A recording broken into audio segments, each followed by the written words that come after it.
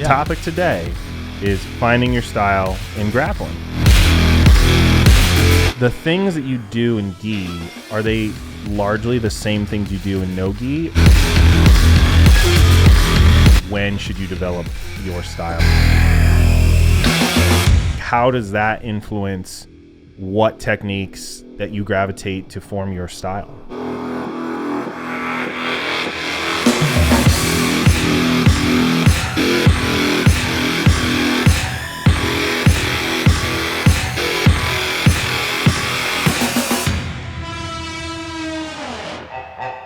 Episode 3. Welcome back to the Toe Hold podcast, the Toe Hold Show. Ryan here. Mike. Shaka. And we're 3.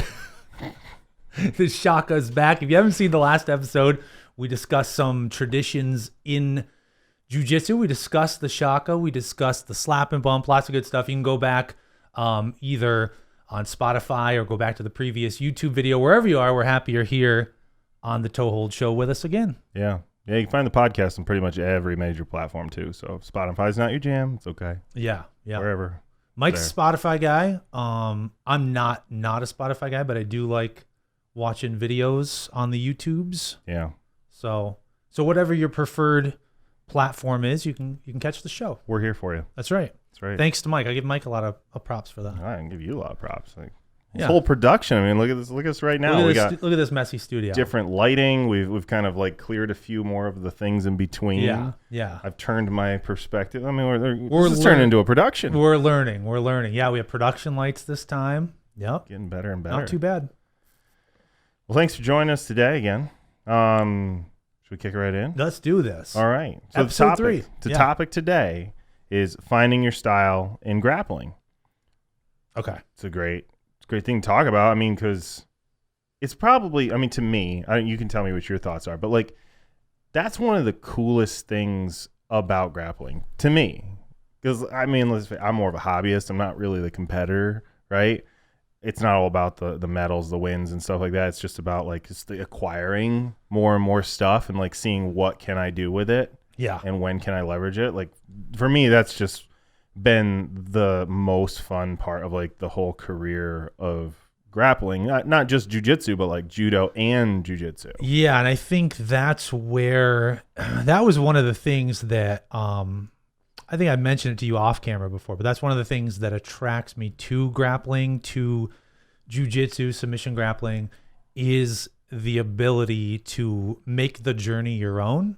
Yeah. It's easy to forget, especially if you're focused on belts, promotions, whatever it is. For sure. But at the end of the day, everybody's grappling is going to be different. There's going to be stuff we all know, but there's also going to be, that we collectively know, but there's going to be details and, these idiosyncrasies that are just going to be yours. So it's a broad topic, even though it's a specific topic as well. Yeah. Let me ask you this right off the bat. So did you feel like, as a judo guy, do you feel like there was as much customization, if you will, for your character in judo? Or is that more, is there like much more detailed steps compared to submission grappling, jiu-jitsu? There's definitely more, how do I want to say, like creative freedom, I guess, in jiu-jitsu. Because it's like jiu-jitsu is so wild. You know what I mean? Like every day you could go on, you can find some brand new thing that you're like, what the hell is that? Like what, I've never seen that before, but yet it works, and then jiu-jitsu guys do that too. We send each other stuff. Like, right. It's almost like an intentional, like, let's see how bad we can break this and then still make it work. Like, like Eddie Bravo. That's like his whole thing, right? He just went like completely like, I'm just going to do everything different. Yeah. And to hell with you guys. You know what I mean? Right. Like, right. It works, Yeah. Jiu-jitsu just kind of has that thing. Judo is definitely a little more, structured. There's the set of techniques of the Kodokan, the set, throws you do. Of course, there's like insane variations of all those, like Dennis Zenikov, if you follow on Instagram, he's a really cool guy to follow. Amazing judo. Really, really amazing stuff. And a lot of it's pretty inventive too. Okay, I was going to ask you that, if it was amazing because it was inventive or it was amazing because the way he executes the traditional it's so crisp, and yet like I watch his videos come across and I'm just like, whoa, that's really cool. I never thought of doing that throw that way with that particular grip or whatever. But to your question, there is still that customization in judo for sure. I mean, they even have a term for it. It's called tokui waza, which is your favorite technique. It's basically what it translates to. I know waza because of you. Yeah. And a lot of the times when you go to a judo place and you're kind of on a higher level, amongst other higher level like black belts and stuff, they're going to be like, so what's your tokui waza? I mean, they'll ask you right off the bat. It's a little cheeky if you ask me. So what are you going to hit me with? Like, what am I going to watch out for? But it's my tokui waza is a secret. Yeah, it's a secret. Yeah. Kimitsu, it's a secret. No, that makes sense though. I mean, I think like a lot of guys have their favorite moves, you know, and it's that classic cliche of to fear the person who, not the one who has whatever the quote is, 10,000 moves, but the one that's done the same move 10,000 times. Right. That's your tokui waza. Am I saying it right? Yeah, tokui waza. Yeah. No, it's for sure. It's there as well. It's in all grappling. I feel like. I mean, even if you. Like, I'm no expert on wrestling, but like even if you watch wrestlers, like they become known for something. You know what I mean? Yeah. Like that's what I guess at the core essence of the idea of finding your own style is like, you know, like a lot of people just think like there's this prescribed set of like techniques or concepts like we all do. Like, oh, you're a purple belt. That means you know these 50 moves. You're a brown belt. You know these other 20 extra moves. Like, and everybody does them the same way. Like that's not true at all. I think that what fits you. That's a common, mistake. I mean, I remember like early, white belt. I thought the same thing too. You think like that the black belt's the guy who knows, just has this library, and to an extent, I'm sure there are a lot of black belts who have a library of moves. For sure, but that's not necessarily just it. It's like maybe it's that they're a master of. Right. It's a master of a handful of things, right? Mastery of a handful. And that's what like I was going to say is it's neat because developing a style means you have something that everybody else in the room or at a competition knows that guy's going to do that. And they know it and they say, watch for it. And yet it still happens to them. Like you can still pull it off. That's when you know you're onto something. You're starting to get into that realm of developing your jiu-jitsu or your judo or your grappling. Yeah, I saw that. To apply that to someone well-known in the grappling community, I saw that at one tournament that the Tarikoplata that Tarik had done was everybody knew he was going to do it. I mean, he was doing it to everybody, and nobody could stop it. Yeah. He just kept doing it. If you don't know that, you can... look up the Tarikoplata. Yeah. But just the same thing. Yeah.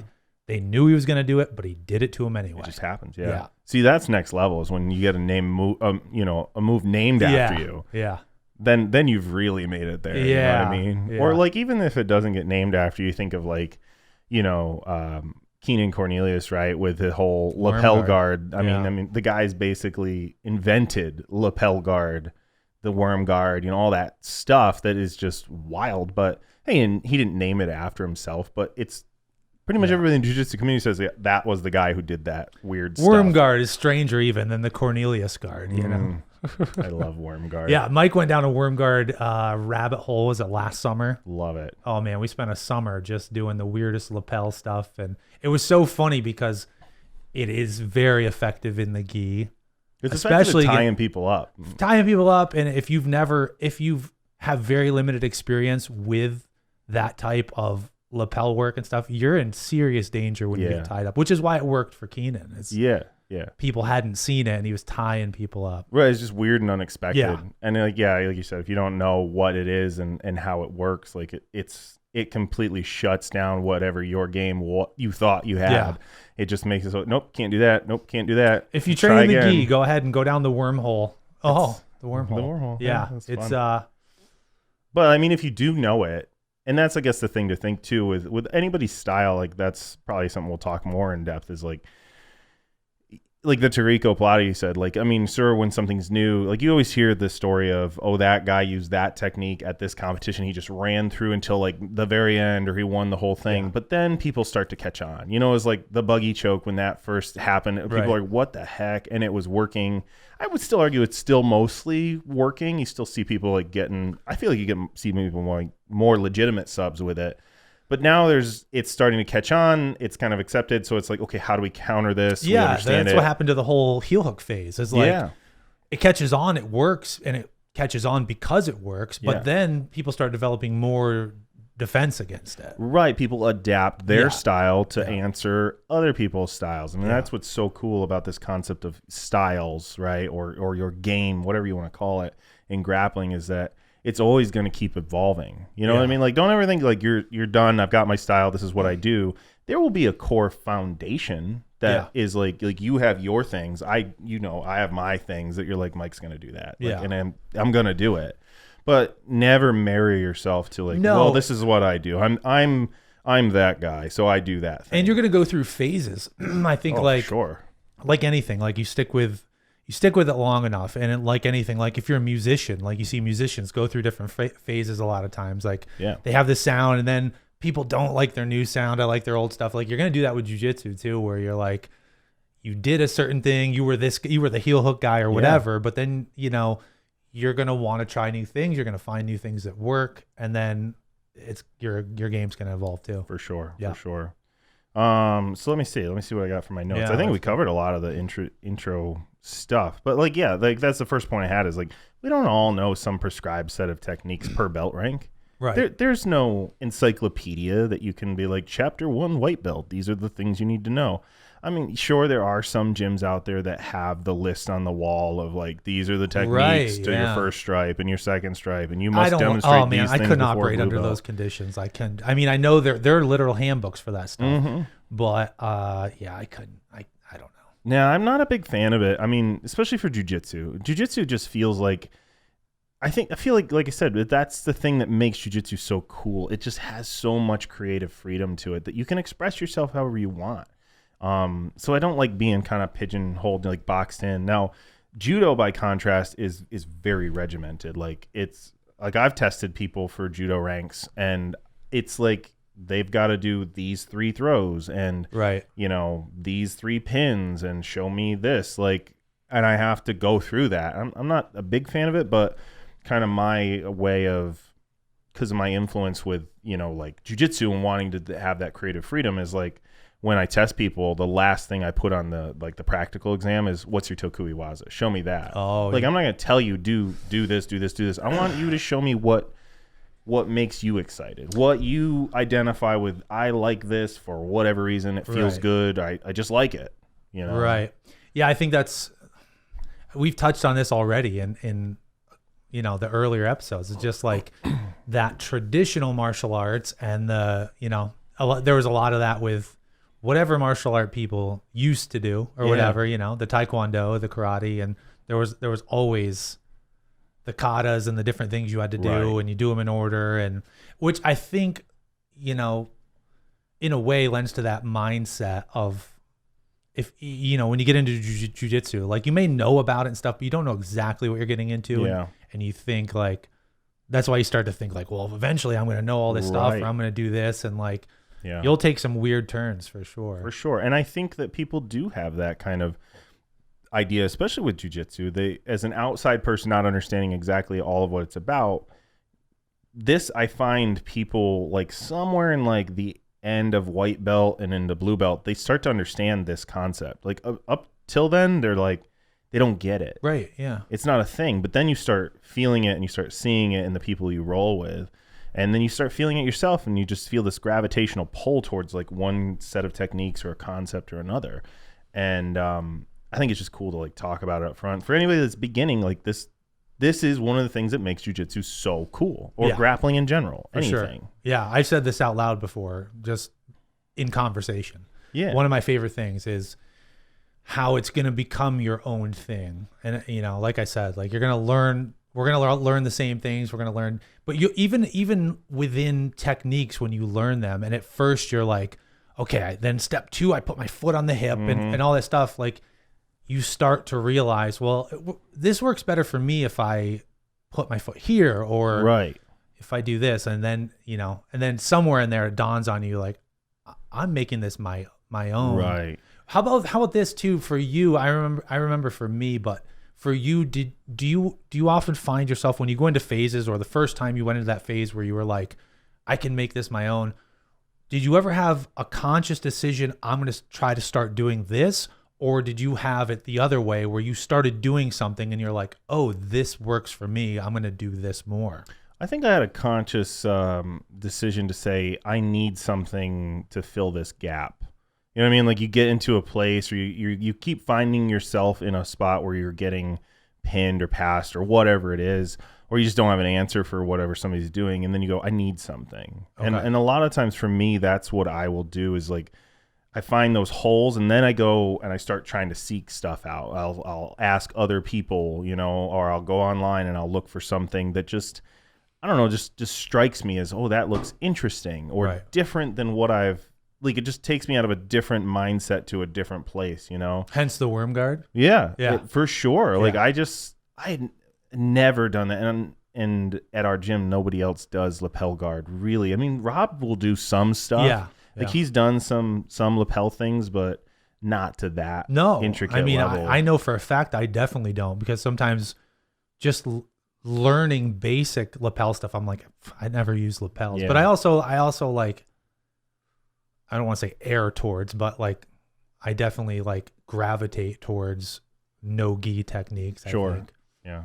But I need to be better about it when I am in the gi, for sure. Yeah. Same question to you though. Like, how is it for you? How do you find new stuff? Is it an intentional, like, seek out thing? No, or you just... no. I mean, I think your approach to it's really good too. It's a very technical approach to be like, how do I fill this void? But I think, like, for me, a lot of times it's offensively, like, not as much like where am I finding myself, but like, when I started like leg locking people, it wasn't like intentional. I wasn't like, oh, this is a fun trend. Like, I just kept finding myself like where I could really easily enter into legs. Yeah. And it was just like, oh, if I can get here this easy, and then, and I think sometimes it looks like, oh, he's trying to go for this or whatever. But like, I just kept finding myself in positions. That's just one example. So then I was like, well, I better like dust up this leg lock material, because I can get here for sure. So I want to make sure I can finish from there. I agree with that. Like, for sure, there's definitely been, like, maybe you see a position or something. Like, for me, it was K guard. Like, I just saw that and I was like, well, that's kind of different and neat. I don't see anybody else doing it. I'm gonna try it. And I tried it a few times. Like, oh, that feels good. Yeah. And I can get here pretty easily, like, without too much fuss or anybody really having too much of an answer for it. And so then you lean into it. You're like, well, it fits me and my movement style, and I can get there, so I might as well play there. That's what I was saying. Like, if you can get to a new area, like, I know for people who go through phases too, like, when you start finding your way to people's backs consistently, well, that's when you're going to start developing your back attack game, right? Yeah. I mean, until you can consistently get to somebody's back or get to a certain position, you're not really going to start developing techniques consistently to form out your style. I will intentionally do that sometimes. Like, sometimes I'll be in class or at rolls or open mat, and just in my own head, I'm like, I'm only going to get to people's backs today. Yeah. I'll do that on purpose too, because it's good to be able to get there. And also, like, it's a higher percentage finishing position, but unless you go there and get there, like, you won't know your options. So I'll force myself to do stuff like that sometimes. Yeah. Too. That's a good segue into into one of these next points I had, which is like talking about the different stages you should be at for, like, let's just say jiu-jitsu specifically, as you go through each rank, as far as like your, like, when should you develop your style? When should you be focusing on those things and stuff? Start out with white belt, right? I mean, what's white belt about? White belt to me is about learning movement, basic foundational positions, escaping, and controlling positions. Yeah. Like, so to that point you're just saying, like, that's where you got to put the work in. You have to get to the places before you can really dig into what can I do from these places. Yeah. I don't know. This is something I feel like I think you're you taught enough classes that you have a good perspective on this. I have less of a perspective except from a student's perspective, but yeah, white belt, you have to learn. You have to start with the basics. You have to know what things are, because you take things for granted too at this point after we've done it for years. You forget when there's like, they may not even be day one, but they're year one or whatever, and they haven't done something, or like they don't know, like, oh, I don't know exactly what that is, and like you forget, like, okay, that's because that's foundational. Right. But yeah, foundational stuff for sure. I think there are times, and I've seen examples. In fact, I think I could be wrong. You guys can fact check me, but I think one of the people who is allegedly credited for coming up with a buggy choke was a white belt. I could be wrong. And there's a few. It doesn't surprise me. There's a few legends of where it came from, but one of them that has some merit to it says that it was a white belt. I'm pretty sure it's legitimately came from either a white belt or a blue belt. Right. I don't really think it came from any higher than that. Right. And so I think that's a positive thing you can say about being a white belt too, is sometimes being ignorant to the process or parts of the process. And this again extends to all sorts of things. Yeah. Like whatever other things you like to do. I always keep referencing like music or something, but the old happy mistakes, the Bob Ross happy mistakes. Like sometimes, you haven't been told you can't do that, or that doesn't work. So you just do it, and then you might find some really good stuff. Yeah. Well, in music, they have that saying, right? If it sounds good, it is good. Like, right. To hell with the theory and stuff, right? I mean, like, forget the prescription. Like, if it sounds good to you, well, it's good, right? Yeah. Well, I mean, to a degree, right? Obviously, like, there are things you can go off the chain as a white belt doing, and that could hurt you or your partner, or you're just going to build bad habits. So, like, listen to your coach. But coaches don't ever think, like, I can't learn something from this white belt. Like, they can show you stuff like a buggy choke comes out of nowhere. You think there's nothing you can do when you're in no danger when you're in side control on top of somebody. Can you imagine? That's got to be how that happened. Yeah. I mean, and then somebody's just like, well, let's try this. You imagine the guy does it and he's like, what the hell? Like, what has happened to my life in grappling? Like, this is where I'm at now. No, but that's a positive thing. So sure. But like, it's important to think, like, don't get too hung up on like, what's my style or what are my techniques? Like, I'm going to be a heel hook guy, or I'm gonna be a top game guy. Like, don't put yourself in a box that early in your grappling career. That goes for everything, and just to keep it on sports this time, like, I grew up playing a lot of basketball, and now that's a huge thing in basketball, right? Yeah. Is the fundamentals. Right. Get good at dribbling. Right. Get good at just a jump shot. Right. You get those foundations down, then you can add some fancy stuff. Right. But if you're already good at all the other stuff, you're a good ball handler, like, that's a great start. Exactly. I played soccer, like, through my youth and stuff. And it was like, you work all the foundations, you learn how to handle the ball and how to, work with a team. But then at some point you're going to start gravitating towards, am I a defense or am I offense? Am I a striker or am I a goalkeeper? You're going to specialize at some point. But as with everything, don't put yourself in that box way early on like that. Just be open to whatever people show you, and just focus on, how do I get, what are the positions of grappling? Like, what are the stops along the route? The major ones I need to know about. That's mount, that's back take. Why do I want it? Is guard good or bad? I don't know. Figure that one out. You know what I mean? Like, learn those things and what their basic use is. Then you can start to fill in from there. Can you remember something you learned early on or as a white belt that you're like a eureka moment, or something you took with you the whole time? Or is that too long ago? There's a, I don't want to say like a pass or whatever you'd call it, but like getting from half guard and completing the half guard pass to side control. Okay. There's something my judo instructor showed me like way early on. I still show people at, like, where I've showed you, I'm sure, like where you kind of put the elbow across the opposite side of them on their head, and you sort of just like bend their spine around to your hip. Okay. Kind of create that. I still do that, and it still works. And there will be things like that. How about you? Is there anything that you can remember from early on? Boy, probably not, which is why when I asked it, I was like, oh, that's a tough question. It can be hard to remember back. I mean, like, but for me, I mean, for sure, basics. Like, I certainly, coming from only striking sports and then like kind of traditional American sports like basketball and football and stuff, like I certainly never passed a guard or did any of that. So learning to use four limbs, learning to use like your feet in coordination with each other. Well, like passing, your example, like using your foot to keep the hook and then windshield wiper to clear the stuff like that. Like, that's kind of generic, but definitely. I guess that's it though, is like the things I remember from that I've carried with me are those foundational things. Like how do I control side control? I mean, that has been the thing that stuck because that's what you should focus on. That's what we're saying when you're in that realm, is just focus on the positional things. How do you stay on somebody's back?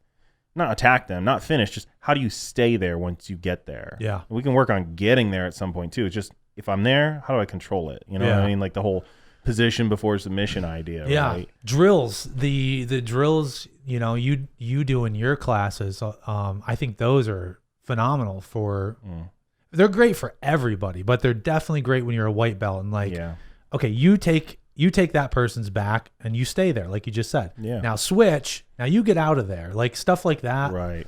Some of those task-based games you were doing, like that, those are so good. That helps a lot. There's a whole area of science dedicated, sports science, to that whole movement and shift, which is probably a whole other episode in its own. But moving on to, okay, so white belt, right? We're saying like fundamental stuff, positions, things like that. Blue belt. Okay, this is where it starts for me, in my view. You can tell me what your thoughts are, but in my view, this is where the style development really begins.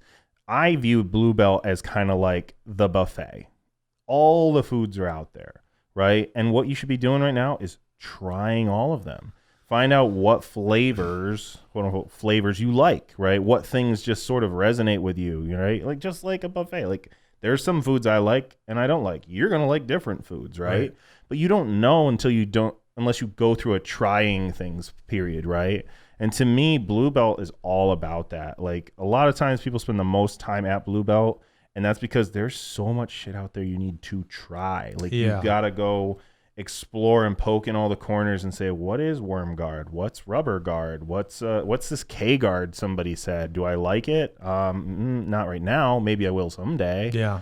Or you'll find some things that you're like, ooh, I really like this. Or like, usually for people, this is kind of that point where they decide early on, am I a top game player or am I a bottom player? Right. Yeah. What are your thoughts on that? Blue belt's always been interesting to me. I think it's one of the most dangerous belts because in the sense of like at a tournament or something, you're gonna come across some killers because they've gotten past white belt and they're to that phase where they're trying all sorts of stuff. I also feel like it's a very offensive belt. Yeah. Like as far as, your offense is probably heavier than your defense. Yeah. So like people go at it at blue belt. I feel like there's a confidence thing there too, because it's like the first rank. I mean, stripes are a rank, right? But it's the first rank. It's almost like this acceptance of, I know jiu-jitsu now. Like I know something. Somebody gave me some recognition to tell me you're doing the right thing. Yeah. So they kind of, there's that confidence. I remember having confidence at that blue belt. Like, oh, let's just go, Right. Yeah, no, I think I have a lot of, I respect anybody who does this, but that's definitely like the first big one. And I think like I've seen some nasty blue belt divisions, and these guys, like you said, they're trying all sorts of stuff. They're ripping heel hooks. They're they're going at it. And it's a big one. That's definitely a big one. I felt, you feel so good when you get there. You're, a stripe's nice and a white belt, a couple stripes is nice. But like you said, that's the first big one. And you get that blue belt and it's like, you're ready to go. Yeah, I know my wife said that when she got her blue belt. Yeah. It was like, I know jiu-jitsu now. Like it's the confirmation, you know what I mean? Up to that point. So that's kind of why I see it. Like I see, blue belt, that's the time, like I said, just start trying all the things. And then you start getting an idea of what do I want to start thinking about going towards. And that kind of to me should be the whole journey of blue belt, right? Purple is where I say kind of the core of style building happens for me. I know you're a purple belt. What are you, 2 stripe now? 3? Something like that. 2 or 3. Like yeah. This guy shows up like 8 days a week out of 7 days. Like, yeah. But like that's where, like for me, that was where the style building happened. And I've seen other things that kind of correlate with this to, okay, I've tried a lot of things. Now I have some techniques and concepts that I know I kind of like, or I'm a little more aware of my body mechanics, what naturally fits good for me. Yeah. Like, am I a top player? Am I a bottom player? Things like that.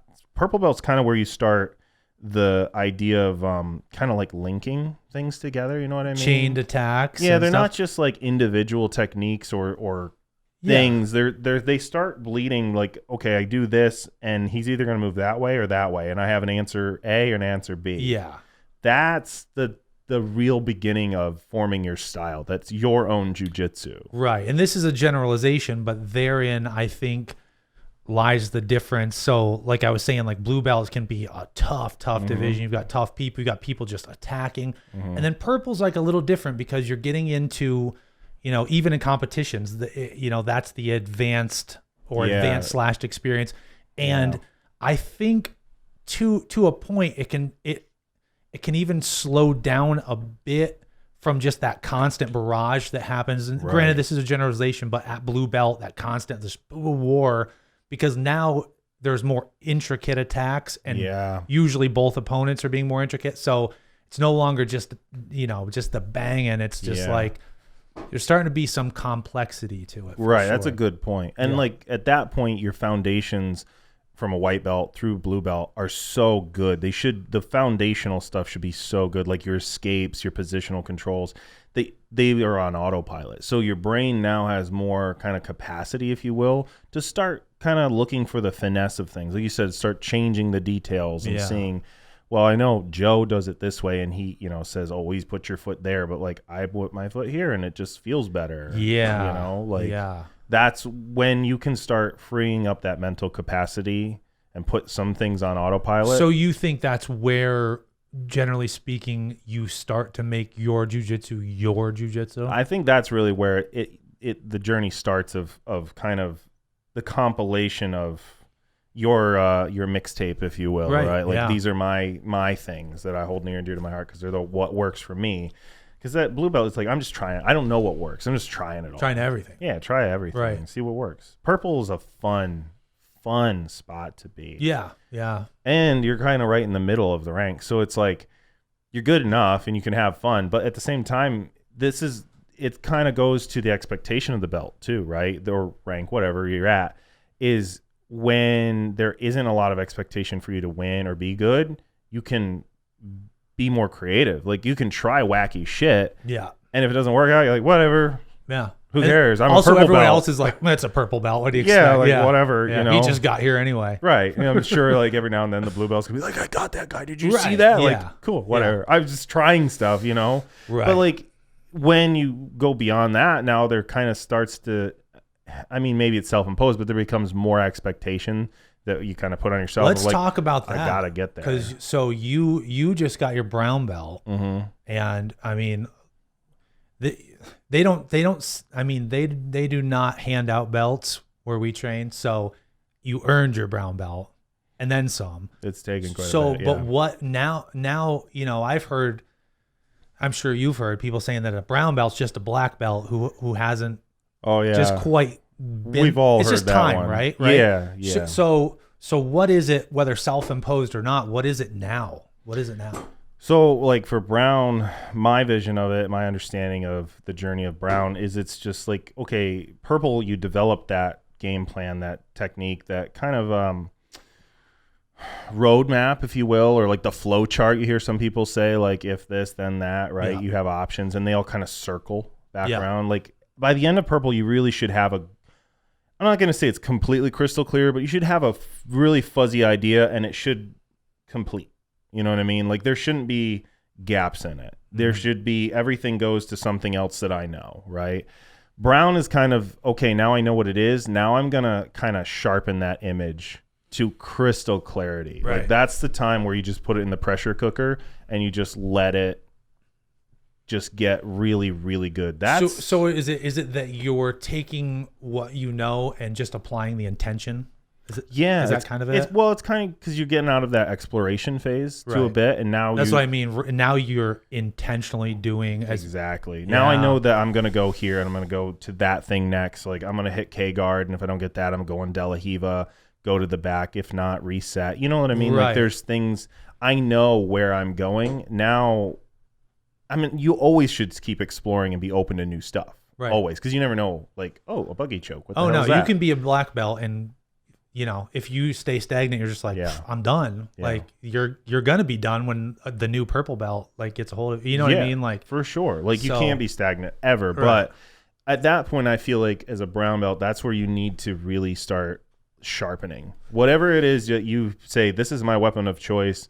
Like I'm a sword guy, or hey, I'm a spear guy. Like I'm just gonna be the best sword guy I can be. You know what I mean? Like Right. I'm gonna be a killer K-guard, technician, and I'm just gonna focus like crazy on that. This is where I feel like you get that reputation in the gym of like Joe is gonna De La Hiva that guy, Berimbolo, get his back, and then rear naked choke. Right. Oh, look, he just did it. And so in that trajectory, by the time you're a black belt, you're a master of that. Yeah, I mean, you ask most black belts, they're going to tell you, I'm like a master of 5 things, Right. maybe. But like those 5 things, everybody in the gym knows them, and everybody knows Bob's going to do that, and there's nothing you can do. It's Right. like, and at black belt level, it's kind of like you've developed and sharpened that core of your style, your techniques so well that it almost looks effortless. Right. It almost looks like it takes no effort, or like there's like this magic quality to it. Like, how did he just get around that guy fluidly onto his back? Yeah. He's 55 years old. Yeah. Like, I can't do that and I'm 23. You know what I mean? It's like, There is definitely, I was thinking about this the other day. This is another cliche that's for me completely true, probably for you as well. But like that the more in jiu-jitsu, like the more experience, the more you're just comfortable, you try so much less. Because I certainly feel that way. Like I used to go hard, probably like blue, I mean like white for sure. Right. And like you'd go really hard. Like, dude, I mean, I go so silly like right now, like just it feels slow. It feels, and it's better jiu-jitsu and it works better. yeah. See, you're coming out the other side of purple belt. Yeah. And I felt the same thing. Did you? Like coming into it, I was hungry. I was like, oh, let's go. Let's be silly. Let's go. Just try whatever wacky stuff I can find, like kind of like the tail end of that blue belt, try everything idea. Now I'm like actually trying other things, and I'm like able to put them together with other things that weren't fed to me as like, well, if you are here, go there. They work together. And it feels so much easier. I honestly like, even like in a practical, tangible sense, I can roll like a whole bunch of rolls. Yeah. It used to be like I was going so hard and trying so hard, like 3 rolls and you're dead. Yeah. And now it's like, because you're comfortable and because like, you get in positions and you're like, I'm in no immediate danger. And it's just like, now you can roll for a whole bunch of rolls just because you're so comfortable and calm. And yeah, it's that idea I was saying of like some things can go on autopilot, and you're not so frantically trying to play catch up with whatever's happening. You're not using to all you. resources to. Yeah, once you start developing a game, it means like you can start dictating what happens in a roll, right? Like you understand what could happen, and you're confident and okay with that. Yeah. And that's kind of like that road, like ultimately is to black belt, where it's just this complete like effortlessness of like they don't even look like they're thinking about what they're doing, but it's so lethal and like crazy effective, Yeah. That's kind of that trajectory. But you really don't start feeling that until you're in that mid sort of purple belt range where, I mean, even a lot of blue belts I know still feel kind of frantic. They always feel like I'm in escape mode. I have to survive. Yeah. And it's such a refreshing thing to come to the other side of that and be like, well, I know I can be okay. Yeah. I can start playing around and having some fun. Even with your offense, like you're trying so hard for those submissions, but like then you realize like you don't have to, because now, like you said, you've got this map. Like I don't have to try hard, because if I do this and then they react to it, that's what I wanted anyway. Exactly. Yeah. Really interesting though, and it's so like fun. You can feel it too. Like yeah. This is what's so fun about grappling. Yeah. To me, I nerd out all over this. Yeah, stuff. that's why we do this podcast. Yeah.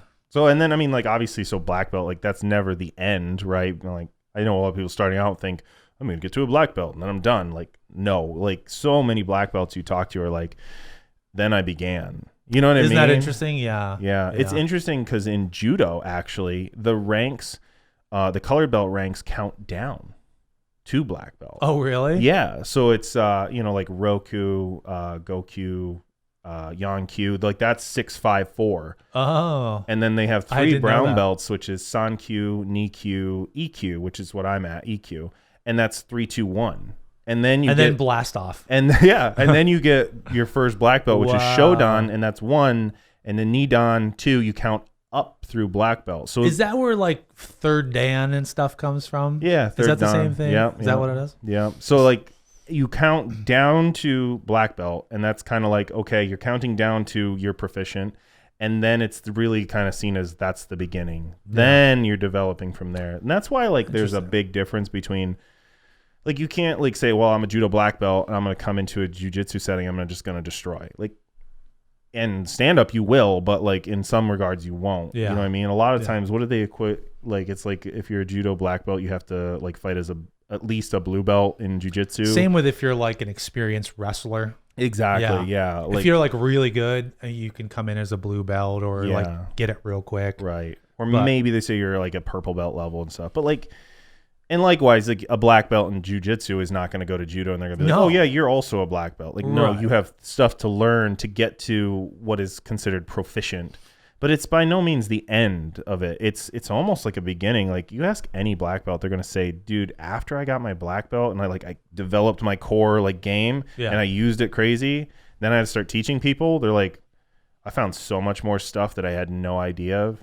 You know what I mean? Well, even on the professional scene, right? Like professional grapplers, whatever, like, you'll see some that are prodigies and they're not quite black belts yet, but usually for the most part, competitive grappling starts with black belts. Yeah. You know what I mean? Well, I mean, in Nogi these days, it's way earlier. Yeah, there's a lot of Nogi guys that came in as purple and even blues and they're very competitive, but still I would say the majority of high level competition starts at black belt. So like even if you're a competitive grappler, really your competitive career is mostly no one cares what you did at blue belt. Yeah. Not in an offensive way, but like most of the ranked competition and stuff is going to be at black belt. Right. That's where you're really going to hold on to the majority of your accolades if you're going to like go somewhere as a competitor. But like, brown belt, that does matter too. You know what I mean? That's like, your minor league, you know what I mean? Yeah, like kind of.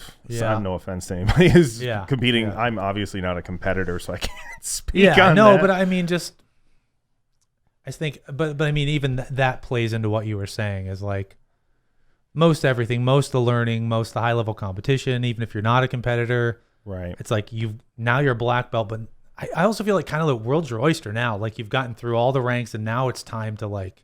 You're a master of some, like you have so much you can still learn. You've got that like core that style of your own that you can rely on, and you can play and be deadly. And now you can confidently, like, so much is on autopilot. You always know you can fall back there, but then you can really explore and go really, really crazy with your styles and techniques and what else can I try that I never. And sometimes you come back to stuff. Like, there's so many things. I can't think of a specific one right now, but that I was shown or I tried. I'm like, oh, that's awful. I'm never going to use that. Yeah. But then, like, 3 years later, I come back to, I'm like, oh, I like this because now. At the phase you were in, you weren't going to use that. Right. So, or like you couldn't picture where do I fit this into what other stuff I do. That's so interesting to me. There's so many times you come back and you're like, oh, I can use this now. And I like it. Right. Before I hated it, Yeah. Yep. All right. So that, I mean, I think we've kind of covered, like, obviously the belt. I mean, maybe we went too far into the belt progression of stuff. That's an interesting topic on its own. Yeah. But like it is relevant, I feel like, to paint a picture for people on that like 10-ish year journey to black belt. Like, when should I think about forming it? Because don't do it too soon and don't wait too long is kind of that idea. There should be this kind of steady ramp up trajectory that kind of gets you to your style, your game, Yeah. And if you're in the, if you're in the comments, if you're watching this on YouTube or something, let us know your experience, your ideas on that. This is by no means written in stone, in stone, but I think it is a good generalization. Of course, there's always going to be those outliers. There's going to be those Yeah. blue belts that are professionals. There's going to be, Everybody has, you know, it's going to be all different sorts of definitions. stuff. There's going to be the white belt who comes up with a buggy choke. Right. Yeah. But, Stuff like yeah, that. let us know your experiences, though. Yeah. Like, let us know what you think. Do you agree with us? Do you think it's like we're way off? Whatever. Yeah, we truly do this because we're interested in it. Like Mike said, we nerd out over this stuff. So We just like jiu-jitsu. we will be glad to. Yeah. We'll be glad to hear your story too. So let's go back to some more like style specific and deviation stuff, right? So let's talk about like gi versus no gi. Oh my! Do you have, so your style, you're in that kind of, you know, midway journey, purple belt area where it's like really starting to kind of piece things together and create this roadmap that connects. Is the things that you do in gi, are they largely the same things you do in no gi, or are they very different game That's plans a and roadmaps? great question.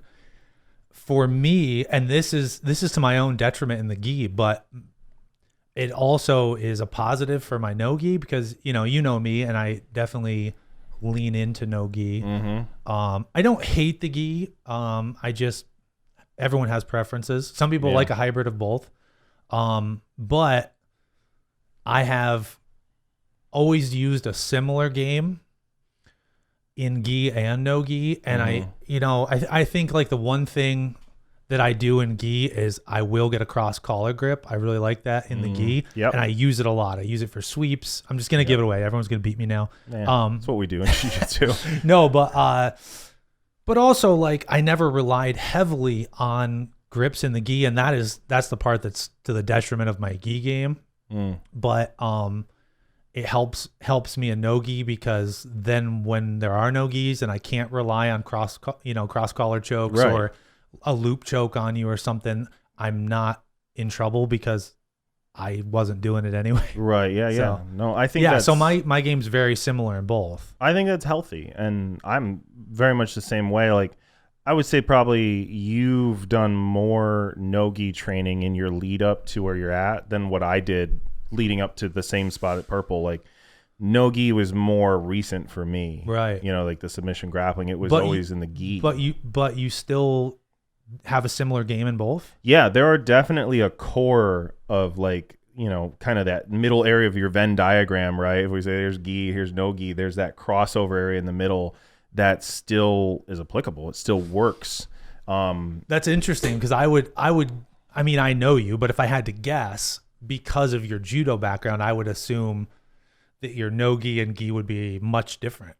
You would think so, but Right? like I still do kesagatami. I mean, you know, if I'm on top and I pass your guard, probably 8-9 times out of 10, you're going to end up in a kesagatami, whether you're wearing a gi or not. Right. But like that works almost to my advantage with the no-gi because nobody expects you to do a judo pin when there's no gi involved, right? Right. A lot of people are like, no, it's too easy to slip out. But your kesagatami's not gi based, so Exactly. Yeah. So I think that's the point is like while you're going about it, I think it's healthy to train in both and think about, well, I like this technique, whatever it is, this concept. It fits me. It fits my movements. It's the kind of natural way I think and stuff and what I want to do. How can I make this work both ways? You know what I mean? And a lot of times you'll find it'll make you better at both. Not worse at one and better at another. Like it will make you better at both. That I agree with too. Yeah.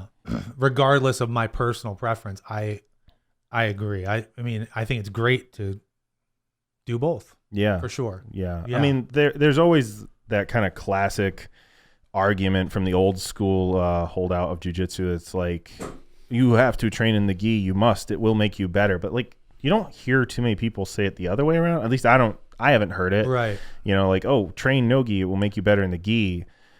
I think it does.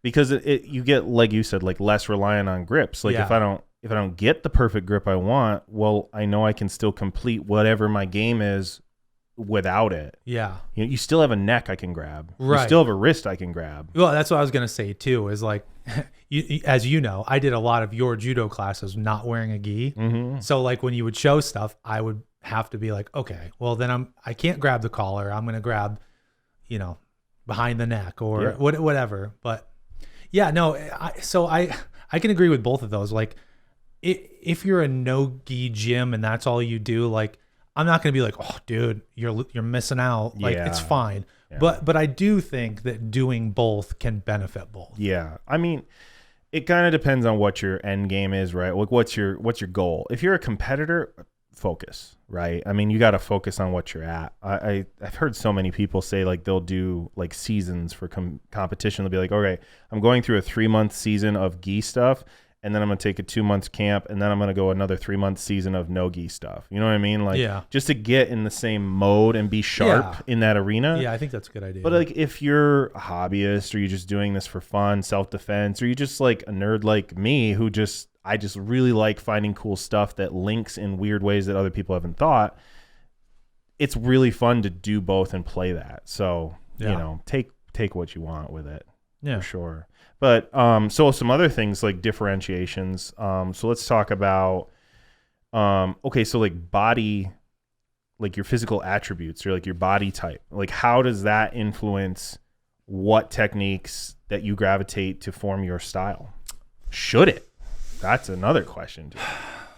I think it should. I mean, I think there's people who you see competitors, at least if you watch jiu-jitsu, who have certain things that definitely play into their game. Like you see guys like Mikey Musumeci, right? He's got really short legs and he plays like he has short legs. Like he gets him in weird ways into that. Or guys with super long arms, like whatever. Like I think but I think it'll happen naturally. I don't think your coach will be like, "Listen, bro, you've got really short legs." Yeah. But I think it'll happen naturally. I also like my first thought was the classic like, well, size doesn't matter in jiu-jitsu. Well, it certainly does. Yeah. You know what I mean? Like, which is why there's weight classes in wrestling and jiu-jitsu. Right. But that being said, I also think like there's space for anybody. Totally. You know what I mean? You don't have to go in being an athlete or. Oh. Yeah. Yeah. Yeah. What are your thoughts on that? I mean, so naturally, I'm a big guy, as you can see if you're watching this. If you're not watching this, I'm a big guy. Anybody in our gym will tell you, "Oh, that's a big guy," right? And as the big guy, you're kind of expected to be the top game player, or the smash guy, right? Nobody expects the big guy to sit guard and start playing leg lock games. Yeah, that's a fun trick. You know? Yeah. And I think early on, I leaned into that. Of course, I had judo as my main thing to start with, so obviously pinning and top game was huge in that. But like I'm a big guy, and so I played as a big guy. Most of my game, all the way up to purple belt, was just I play top. Like I'm gonna get on top, I'm gonna pass your guard, I'm gonna squish you, I'm gonna submit you. Right? That was just it. And that worked. Like obviously, it fit good to my body style. Like I just have broad shoulders. I have. I'm just a little bit stockier. Like I'm not super tall and gangly. I'm just sort of just solid. You know what I mean? So when I plant myself, I can just plant and just kind of pin you into a spot. Yeah. But it leads, if you focus too hard in and kind of put those self-constraints on yourself, like, well, I'm a big guy, so I can't play guard. I shouldn't sit down, or my guard game is, I can't play guard. I'm too inflexible. It kind of can steer you way away from things that otherwise would be really good fit for you. Right. Just because you don't see other people doing it doesn't mean like you can't do it. So for me, that was like in purple belt, I was like, I want to start developing a guard game. Yeah. Why not? What else do I got to lose? I got this hole. Like I've got a whole bunch of stuff that fits, but then there's this whole big gap that there's nothing. And I said, well, K-guard looks interesting. Yeah. Who in their right mind would think like me at 280 pounds is like, oh yeah, that guy's going to pull K-guard on No, me. that's a cool thing to have in your repertoire right there. But it's a great surprise element too to Absolutely. people. Like wild card, like, is this guy going to pull a buggy choke on me? Right. I'm not. There's too much in the way. But they don't know that though. Maybe, like if you keep people guessing. The point is just like, don't tell yourself like I can never do that thing just because of my body type. But at the same time, as a coach, sometimes you have to help people early on where you're like you see somebody who's like got, like you said, short legs or something like that, and is like very flexible, like they can fold in half easily, and they're trying to play top game and pin people who are otherwise a little bit bigger than them. You're like, cool, but bro, sit down, play the bottom, play the guard. You know, find a guard game you like and play that. Like, because I know you're going to have a little bit quicker taste of success. You know what I mean? Right. Well, that's what coaches. I mean, a good coach will guide you. You know, they won't tell you what to do. They won't. That whole conversation we had in episode 2, but they will guide you where it's needed, and that's what a good coach. Right, a good coach should help you find those things, those gaps that you have, even if you can't see them yourself, and just give some suggestions. And that can come not to like, hey, I need you to start working on De La Riva, like, or I need you to start working your single leg extreme. Like, maybe it's that specific, but usually it's like, hey, I see you here, but you don't have an answer. Explore something there. See what you like. Side note, because we mentioned worm guard for people who are interested, and we were talking about, you can look up Keenan, Cornelius. When you got into K guard at purple belt, is that Lachlan Giles? Is that who got you into it? Yeah, okay. Lachlan Giles. So there you go. I'm sure you guys have heard of Lachlan, well-known Australian mate. But he took that K guard and he like ran through 2019 ADCC in the absolutes. The absolutes, yeah. He's a little dude and he was just taking down giants. Yeah, he eventually only lost to Gordon Ryan, who you know everybody knows. So that was crazy. If you haven't seen that run or you're interested in K guard, it's a simple look up. Lachlan makes tons of great content, a lot of free stuff on YouTube. Yeah, and he's got his own resource. What's it called? Submeta. Yeah. That's one we'll probably talk about down the road when we get to like what's good online content. Yeah, we definitely will. Let's see. Do I have anything else on here? Let's see. Body type. Okay. So like, I mean, I guess we kind of touched on it a little bit, but it's like, how has your game changed over the course of grappling so far? Like, do you have any notable milestones along the journey where like, oh, well, that was when I started doing this and then it changed everything? I don't have like a eureka moment. I think like I'm the type of person who I really like you, like I nerd out over jiu-jitsu, and I just got very into like looking everywhere for jiu-jitsu, learning everything I could take. So I think it was more of it was just kind of like, you know, a gradual growth. I don't think there was any real big moments. There was never a moment where I was like, oh, this move changes everything, or I got to start doing this. It was just kind of like, I guess in a way I was lucky that it was just very organic. Was there anything like you found a certain like technique or maybe a strategy that opened up a new area? Like like we were saying, like, oh, now I can get to the back. And so, yeah, for sure. Like, this isn't even anything super complicated, but, I think my De La Riva guard changed a lot of things. Like I wasn't doing that early on, so I probably wasn't doing that till blue belt. And again, I wasn't even doing it because of anything. Like, wasn't even like, oh, I saw Gordon do this or whatever. It was like I saw somebody do it, and I was like, oh, I end up there sometimes. Like naturally, I wrap my leg and put it on, you know, and I was like, oh, that's called De La Riva. It wasn't like I should try De La Riva. It's like, oh, this thing I end up in sometimes is De La Riva.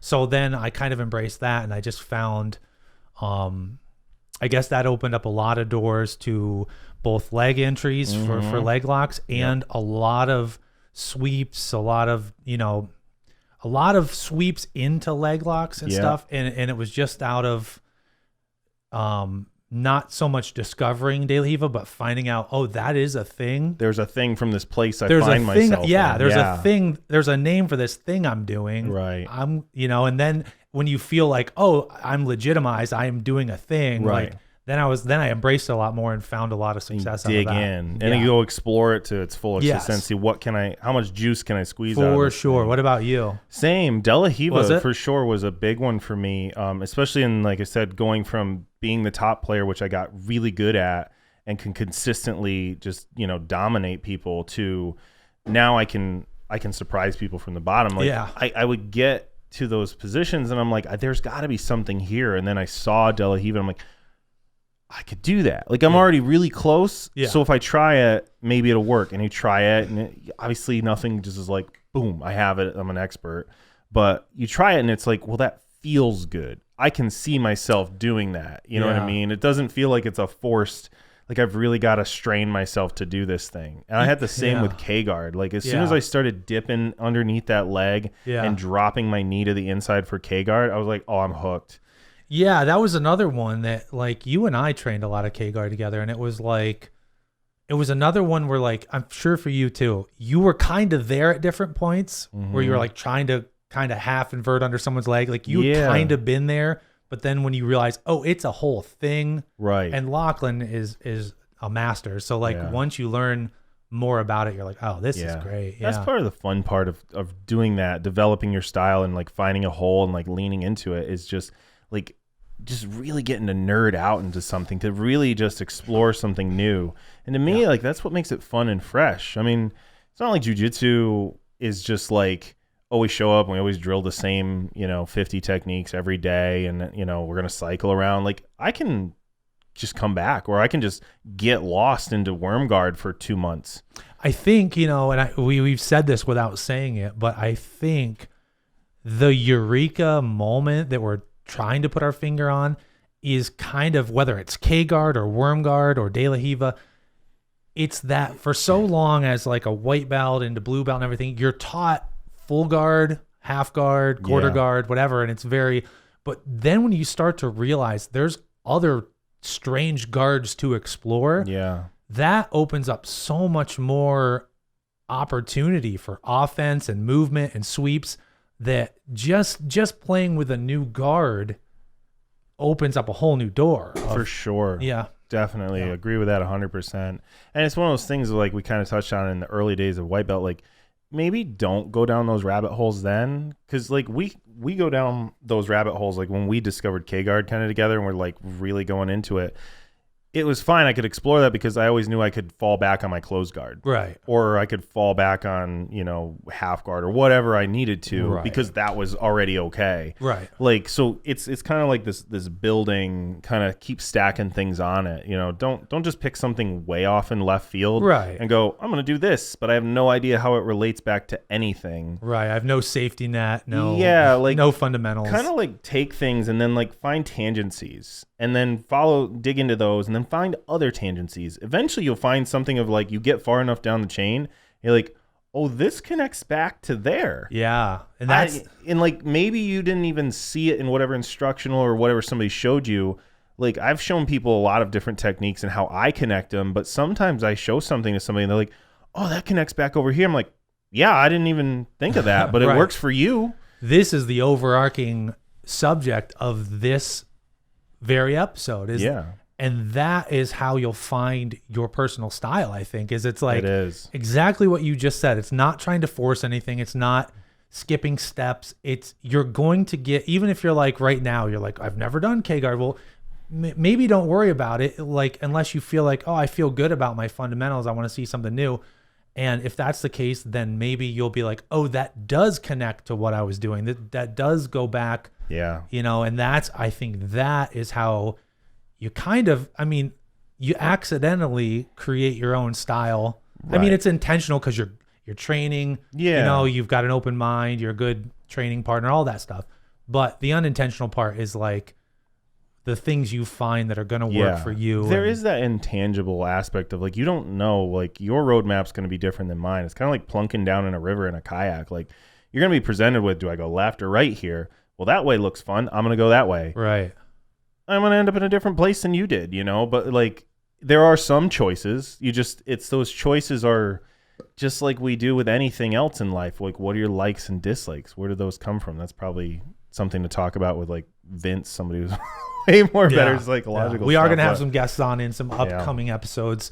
We're getting a longer and longer list, in fact. Yeah, so. I mean, hopefully we can turn this into maybe a little bit more regular. I mean, right now we're committed to kind of every other week, but yeah. Well, we had the holidays. Hope everyone had great New Year's, great Christmas, all that stuff. Yeah. But we're going to try to bring you some more episodes. Have some guests on coming soon. We're already making plans for how we can rearrange the production and stuff to include a third person. Yeah. And if we get a sponsor, then it'll be easier to rearrange. Yeah, it will be. Yeah. Just throwing that out there. Yeah, whatever. Do with that what you will. Well, we thank you guys for listening as usual. Of course, they can catch this on Spotify, YouTube, anywhere you find podcasts. Yeah, pretty much anywhere. Yep. So thanks for hanging out with me, Ryan. Like, share, subscribe, comment, all that stuff helps us out and gives us some stuff to follow up with in other episodes. If we get some good questions and comments, like, let's just bring them up in the following episodes. I want to get a whole bunch of questions, and we'll just do a Q&A session as well. Yeah, tell us what we missed. Yeah. Well, as usual, thanks for being here on the Toe Hold. We'll see you soon.